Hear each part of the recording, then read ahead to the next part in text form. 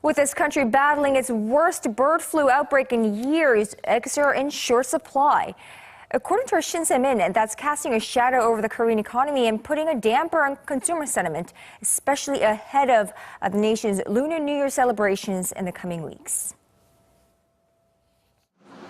Hyun-sook, who churns out tens of hundreds of Korean-style pancakes known as jeon every day, is one of many Koreans feeling the pinch of the current egg shortage.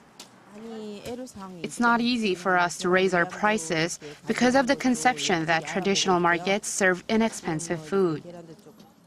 She says the business has been losing more than it's making. And the same is true for local bakers. We used to get our eggs from a wholesale market, but with the current shortage, we're seeing different retail markets, though even then it's difficult to meet our budget. If the situation were to continue for several months, the pastry chef says they'd have to change the kind of bread they make. With the deadly avian influenza virus spreading, over 27 million birds, or nearly a quarter of the country's poultry population, have been culled since the outbreak began in late October. Most of these birds are egg-laying chickens, and their absence has caused egg prices to shoot up. About a month ago, this carton of 30 eggs sold for 5,401 or $4.50.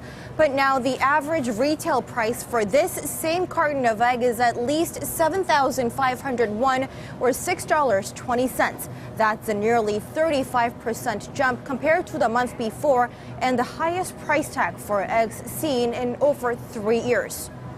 Some say the egg shortage could continue for a year or even longer.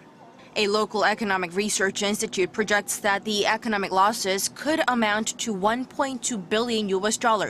That's if the infection rate hits 30% based on previous outbreaks. The institute adds that the secondary and tertiary damages could even dent distributors' sales, as more local governments are prohibiting the movement of related equipment and products. On top of that, the egg price hike could even put a damper on consumer sentiment, which is already in the doldrums.